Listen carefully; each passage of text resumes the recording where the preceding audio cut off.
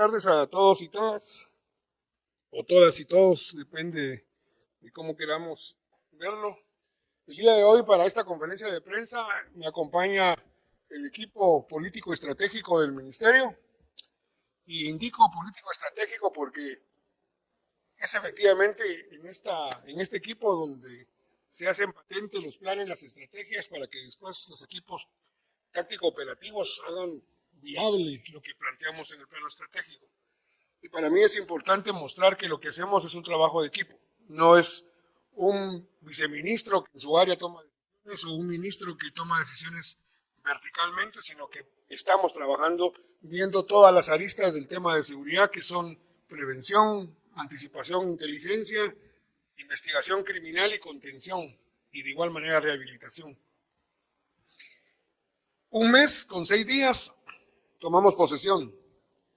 Un mes con 6 días salimos aquí todo el equipo a las 5 de la mañana después de la actividad de toma de posesión del presidente para hacernos cargo de este despacho.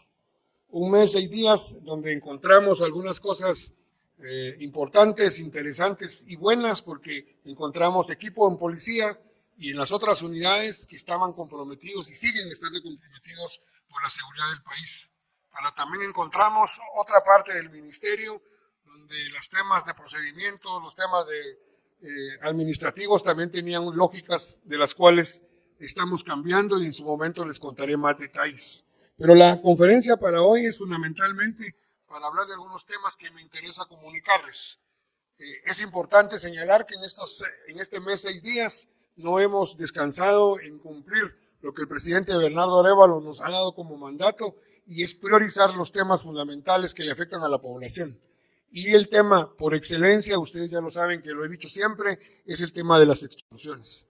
En esa línea, el día de ayer se realizó un operativo anti-extorsiones que generó la captura de 45 personas vinculadas a los dos grupos más importantes de pandillas, el Barrio 18 y la Mala Salvatrucha, y también la captura probablemente de algunos, o me corrijo, la captura de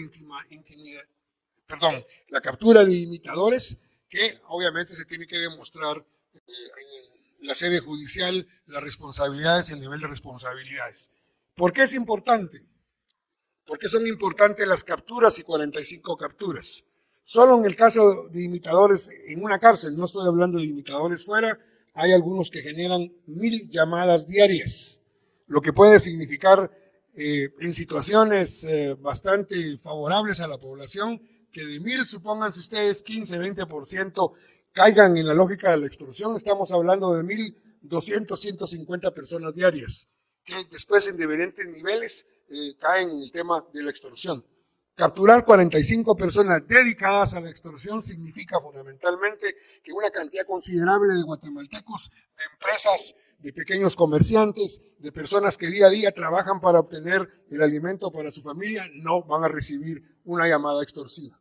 Falta mucho, por supuesto, pero tenemos que empezar con algo y ser consecuentes y con una continuidad de trabajo en ese sentido. Es importante en esta dinámica señalar el tema de la denuncia. El teléfono 1574 está ahí para que ustedes como medios me hagan favor de trasladarlo a la población, y si la población nos está escuchando o viendo, no olvidemos este número, 1574. Muchas de las llamadas que se dieron en ese teléfono permitieron el operativo contra las extorsiones el día de ayer. ¿Esto qué significa? Las llamadas que el ciudadano hace en la denuncia no son desatendidas, son atendidas. El problema está muchas veces el nivel, la ubicación de las personas, pero estamos permanentemente trabajando. Por otro lado, quiero anunciar que en la línea precisamente del combate a las extorsiones, el día de hoy, 21 de enero, estamos presentando y vamos a presentar, y les pido por favor que pasen adelante, el equipo multidisciplinario de control de acceso penitenciario. Este es un esfuerzo de continuidad en el combate precisamente de las extorsiones. Hemos dicho con insistencia, y ustedes nos han preguntado, incluso algunos nos han criticado en el buen sentido de la palabra, que está bien las requisas, que hay que continuar con las requisas, pero ¿qué pasa después de los 3 días que tiene efecto positivo en las requisas, cuando de nuevo entran ilícitos a los centros penitenciarios. Para ello hemos creado este equipo que tiene un objetivo fundamental, y el equipo fundamental, voy a leer el objetivo tal cual está planteado por el sistema penitenciario, que es evitar el ingreso de objetos ilícitos a centros de privación de libertad. Contamos todavía con un equipo con limitaciones de recurso humano, pero vamos encaminados a fortalecer todos estos aspectos. Un equipo que es importante señalar va a tener la tarea de poder controlar en este momento con ciertas limitaciones. ¿Y por qué lo digo? Porque nos hace falta tecnología. Ustedes saben muy bien que el cuerpo humano es usado como depósito para introducir ilícitos en los centros penitenciarios. Nosotros como institución del Estado tampoco podemos ser intrusivos en el cuerpo humano y la privacidad de un cuerpo. Entonces tenemos nuestras limitaciones para poder identificar ilícitos, pero estamos anunciando que también levantaremos un evento de compra. Estamos ubicando el presupuesto para comprar escáner de rayos X, precisamente para no tener que ser intrusivos en el cuerpo humano, pero identificar a través de estos sistemas tecnológicos cualquier tipo de ilícito que alguien quiera introducir a través de su cuerpo. Pero mientras eso llega, empezaremos a tener estrategias, tácticas de bloqueo de estos ilícitos a través de las visitas. Nos falta mucho en este tema, vuelvo a insistir, nos falta bastante.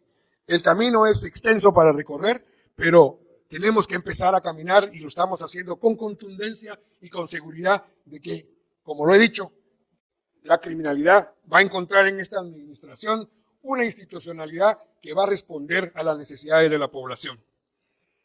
Otro tema que es importante en esta lógica es que por muchos años hemos hablado de la importancia del bloqueo de la señal telefónica. Efectivamente, el bloqueo de la señal telefónica ha significado una necesidad y en algunos momentos en que se pudo aplicar en años pasados dio resultados efectivos. Lamentablemente no siempre fue exitoso porque los privados de libertad lograban siempre arruinar los bloqueadores. Se sigue insistiendo ahora y se nos dice qué pasa con los bloqueadores. Hay diputados con toda la razón del mundo de insistirnos sobre el tema de los bloqueadores. El problema que tenemos ahora, o la característica que tenemos ahora, es que el bloqueo de señal telefónica ya no es la salida para evitar las extorsiones. Las extorsiones a través de líneas telefónicas con celulares normales ya prácticamente no es utilizado por los privados de libertad, sino que se utilizan los mecanismos de llamadas alternativos de carácter digital a través de Internet, WhatsApp, Signal, Telegram, el propio sistema de Facebook, Telegram, que tiene ya la función de las llamadas telefónicas. Los privados de libertad entendieron que las llamadas directas de teléfono son más fáciles de identificar, porque se llama de un teléfono y se puede identificar fácilmente, aunque se puede hacer también, obviamente, con los servicios de telefonía de estas redes sociales. Estamos invitando también el día de hoy y convocando a las empresas telefónicas para generar una mesa técnica para encontrar una salida tecnológica que nos permita efectivamente no bloquear la señal telefónica, sino que bloquear los accesos de servicios de Internet a los centros penitenciarios. Hay mucha tecnología que estamos conociendo que sirve para eso y que además nos daría un plus. Y el plus es que no haríamos una interrupción de las líneas telefónicas de la gente, de los ciudadanos que viven alrededor de los sistemas carcelarios, de los centros carcelarios, perdón, lo que nos va a evitar parte de la crítica del uso de bloqueos de señales.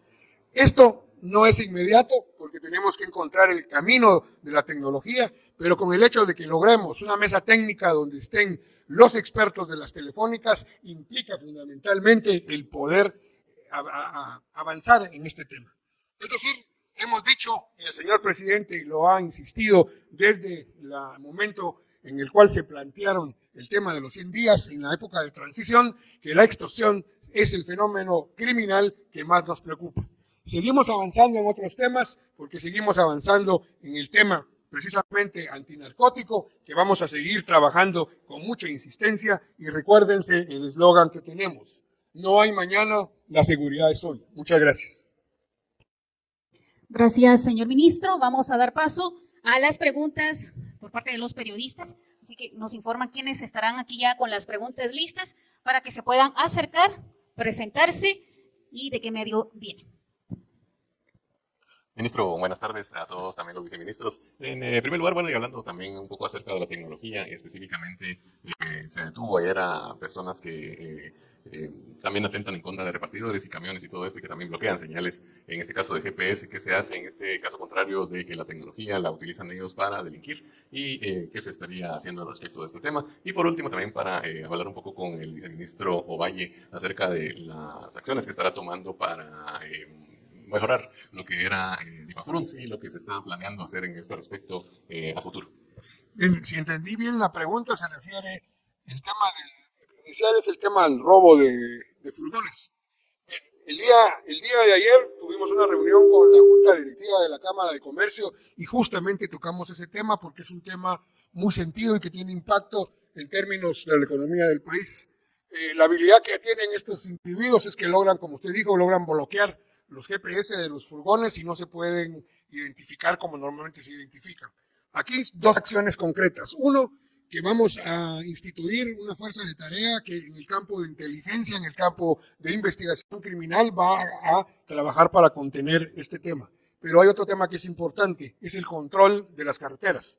En términos de tránsito, quiero anunciar también que todavía no lo tenemos planteado con precisión, pero lo anunciaremos próximamente. Estamos trabajando para el fortalecimiento del Departamento de Tránsito, porque por una razón de maximización de recursos, décadas atrás el Estado y el Ejecutivo tomó la decisión de trasladar el control de tránsito a muchas de las policías municipales de tránsito. El problema es que las policías municipales de tránsito, por su característica, que no son un ente policial de seguridad, porque la ley no se los permite, efectivamente se descuidaron las carreteras. Las carreteras son un recurso estratégico del país. Tenemos entonces que hacer una dinámica donde las policías municipales de tránsito sigan apoyando en el tema de las áreas urbanas y de las ciudades y pueblos, pero el tema de las carreteras tenemos que regresar a un control activo de parte de la Policía Nacional Civil. Esta es una decisión que también va a tener impacto en el tema del robo de los furgones, porque va a ser un control también en áreas estratégicas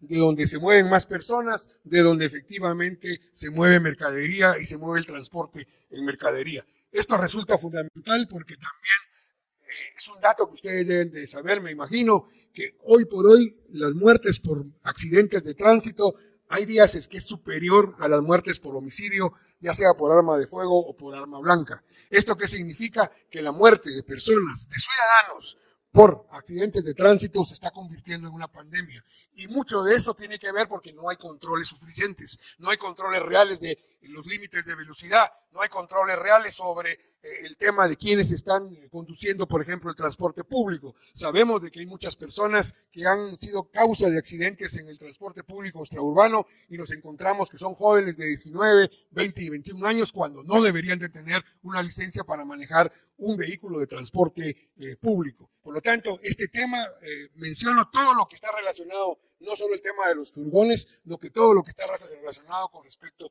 al tema de tránsito. Y sobre esto quiero hacer un anuncio que es muy importante. Por favor, ciudadanos, todos, ya no usemos vehículos con las placas tapadas. Eso es ilegal. Y nosotros con este control vamos a empezar a ser sumamente enfáticos y contundentes a poder controlar que no se use más ese mecanismo. Por supuesto, no solo los ciudadanos, sino que también ya el presidente ha dado las indicaciones a toda la institucionalidad del Ejecutivo para que no se utilicen vehículos oficiales con placas tapadas. Es decir, mando este mensaje porque es uno de los elementos fundamentales que tiene que ver con el control de tránsito. Yo para la segunda pregunta le doy la palabra al viceministro Ovalle. Gracias, ministro. En efecto, como se ha mencionado, el tema de seguridad fronteriza es una de las prioridades que se están trabajando desde el Ministerio de Gobernación y para ello se está haciendo todos los análisis a nivel técnico, jurídico, así como la evaluación de los resultados que se han tenido por parte de las diferentes unidades para poder hacer un fortalecimiento institucional. Esto bajo una perspectiva de hacer también un fortalecimiento a lo que es todo el tema marítimo, aéreo y terrestre, que es por donde se han detectado aspectos a mejorar y para ello pues también se van a tomar acciones para mejorar la institucionalidad en la Policía Nacional Civil. Gracias. La siguiente pregunta, por favor, para que se pueda presentar. Ministro, buena tarde. Un par de preguntas.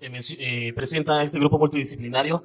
¿Quiénes lo estarán conformando? ¿Serán agentes élites, tanto Policía Nacional Civil, Sistema Penitenciario? ¿Cuántos agentes conformarán el primer grupo? ¿Cómo se irán conformando? ¿De qué grupo, perdón? El multidisciplinario que presenta hoy, principalmente. Y otra, usted mencionaba los resultados de las requisas, incautación de celulares, el número de llamadas que se hace. ¿Tiene datos concretos de cuántas personas han dejado de ser extorsionadas o al momento de que ya no las llaman desde la cárcel, empiezan a llamarlas desde otro punto? ¿Cómo se da esta situación, ministro? Y para finalizar, ¿cuándo se tendrían ya los primeros escáneres de los que usted estaba mencionando? Imagino que se estarían implementando en todas las cárceles a nivel nacional. Gracias. Sobre las últimas dos preguntas, o partes de la pregunta, voy a responder, y sobre lo primero le voy a dar la palabra al director del sistema penitenciario. Para comprar este tipo de tecnología se requieren varias fases. La primera es la ubicación del presupuesto, estamos en ello. La segunda viene precisamente con levantar, porque por el precio de estos equipos hay que hacer licitaciones, y cuando se hacen las licitaciones normalmente se puede llevar de 7 a 8 meses los tiempos administrativos para poder subir el evento. Es decir, estamos pensando que en un año o menos de un año estén estos equipos. ¿Por qué? Porque los tiempos administrativos, los tiempos para compras y licitación son lo que son. Uno, como ministro, quisiera ya precisamente que en 2 meses, 3 meses esté ya el contrato firmado y en un mes traer las cosas, pero es materialmente imposible. Entonces, esas serían las fechas más o menos. Antes de eso había otra cosa que se me escapó. Ya esto, pero sobre los otros temas, específicamente le doy la palabra al director del sistema penitenciario.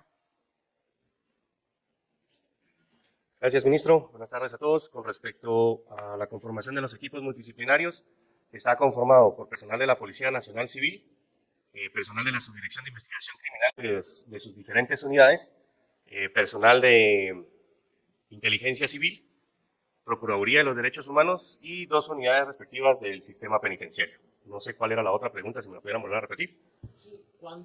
¿Cuál será el proceso de conformación para que más elementos se vayan sumando y cuántos elementos son los que empiezan desde ya? Que se presenta este Están aproximadamente 45 elementos interinstitucionales, los cuales trabajarán de una forma dinámica. Esto será en los horarios de visita, donde ellos serán observadores de la aplicación de los protocolos de visita y de seguridad que están implementados en los diferentes centros que están a nivel nacional.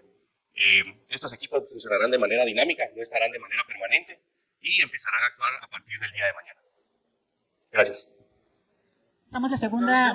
La dinámica de este trabajo es aleatorio, es decir, no hay una planificación previa con mucho tiempo de anterioridad a qué centros vamos a ir, porque en estos temas ustedes saben que el elemento sorpresa es fundamental, entonces no podemos dar más detalle, pero sí que va a ser un proceso aleatorio. Por favor, la siguiente pregunta. Julio Vázquez, de nuestro diario Ministro. Ante todas estas acciones que se están tomando, tanto para poder prevenir que salgan más extorsiones desde las cárceles o se vengan coordinando acciones en las calles, ¿a qué también se le atribuye esta baja en homicidios que se ha tenido en los últimos días, ministro? ¿Se cree que es por las acciones que se están tomando o a qué se le acredita esta baja, ministro? Yo creo que, y aquí me voy a pasar al plano del analista, ustedes saben de que yo por muchos años me he dedicado al análisis criminal, y es difícil, si yo quiero ser objetivo y técnicamente honesto, no podemos atribuirle a un solo factor la disminución de los homicidios. Pero algo sí les puedo garantizar. No creo que sea solo nuestras acciones, pero sin nuestras acciones tal aspecto no sería posible. ¿Qué significa? Esto, lograr desmantelar estructuras, lograr capturar extorsionadores, que también muchos de ellos están vinculados al sicariato. Muchos temas de muertes están vinculadas al tema de las extorsiones, significa que estamos generando condiciones donde las posibilidades del homicidio se reducen. Pueden haber otros factores, por supuesto, el factor judicial, el factor Ministerio Público, las propias dinámicas sociales, pero todos estos otros factores no tendrían el impacto que tienen si no hubieran esas condiciones que estamos trabajando.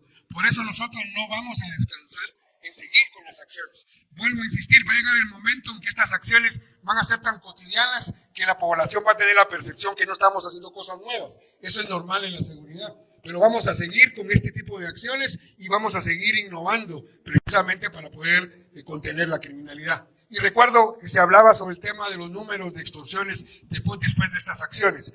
En términos numéricos y cuantitativos todavía no tenemos el tiempo suficiente para hacer el análisis, pero estamos esperando unos días para que en la DIGICI y en la unidad de análisis que hay en la Policía Nacional, empecemos a ver las estadísticas y los cuadros, y en su momento nosotros informaremos con toda franqueza cuáles son esos análisis cuantitativos, porque nosotros no vamos a esconder cifras. Vamos a ser honestos en decir las cifras que son y se los vamos a trasladar a la población. Pero no hay que olvidar de que la seguridad no solo son números, no solo son números de homicidios, números de extorsiones, porque incluso podemos tener una reducción considerable de extorsiones, pero podemos tener extorsiones, no muchas, pero que sean de impacto violento sobre la población. También tenemos que ver el elemento cualitativo, porque si vemos solo el cuantitativo, no siempre es suficiente para ver el avance en el tema de seguridad. Nosotros haremos los dos análisis, en su momento se los trasladaremos a ustedes para que ustedes tengan los elementos de información y también de su propio análisis con los medios para que también ustedes nos evalúen. Ministro, ¿se tiene ya el dato si ya se cumplió otro día sin homicidios? Porque el presidente en su presentación de los 30 días había dicho que ya había un día sin homicidios en el país. ¿Se ha repetido esta dinámica en homicidios? ¿Hay otros días sin homicidios en el país? Por el momento no estamos dando todos los éxitos que hemos tenido en términos cuantitativos, porque hay que decirlo, de que a veces decir lo positivo en este ámbito misteriosamente a los días siguientes aumenta considerablemente. Pero debo decirte que no hemos tenido otro 0 homicidios. Y bien, hasta aquí el video de hoy.